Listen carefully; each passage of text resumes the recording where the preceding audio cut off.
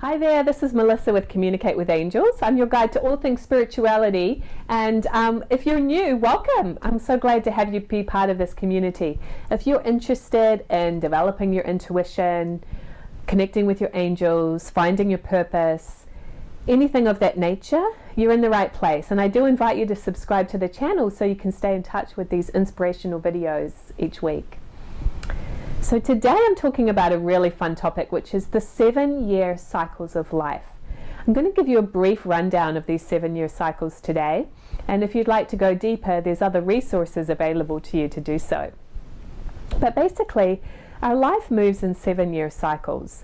Every 7 years, all of the cells in your body are replaced. Science tells us this.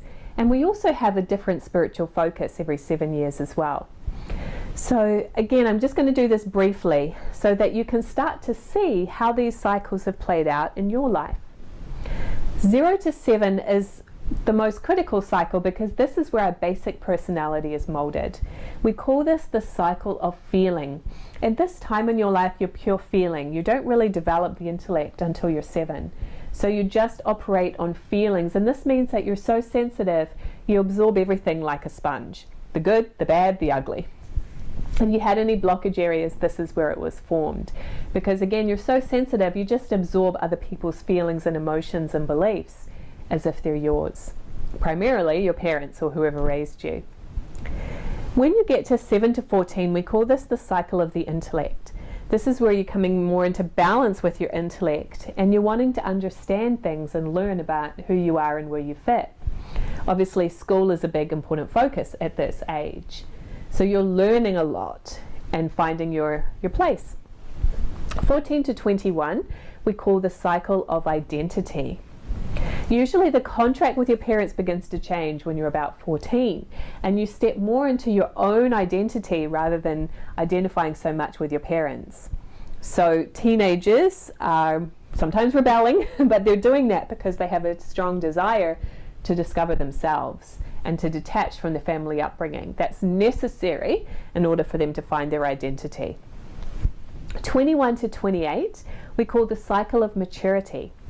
This is where a person really steps out into the world and finds their place out there. I know when I was this age, it was a lot of friends and traveling and career and relationships. Like, it's really the first time that you delve into that more adult experience of life.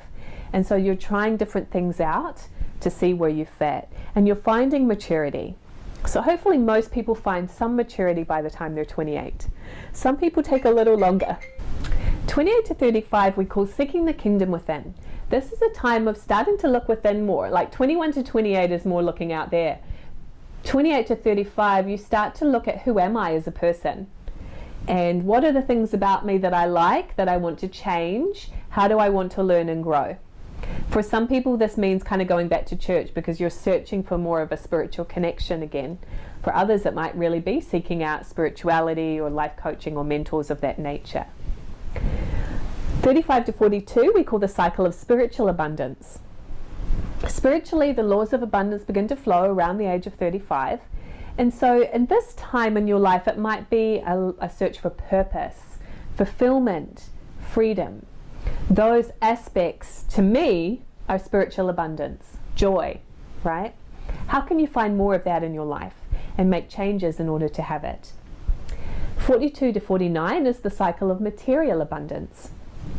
So material abundance and success in our society is a measure of how successful you are, what you have achieved. And so the laws of abundance will really flow in this area, particularly between the ages of 42 to 49. So I'm 41 right now, so I'm about to step into this cycle. And so I'm looking to increase my goals for my business in order to really have the reach and the impact of what I came here to do. So that material success can be a motivator for you to expand more and to do more of your best work and to fulfill your purpose.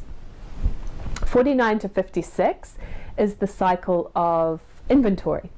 And this is a really critical cycle because it's a time of taking stock and evaluating what have you done with your life and where do you go from here.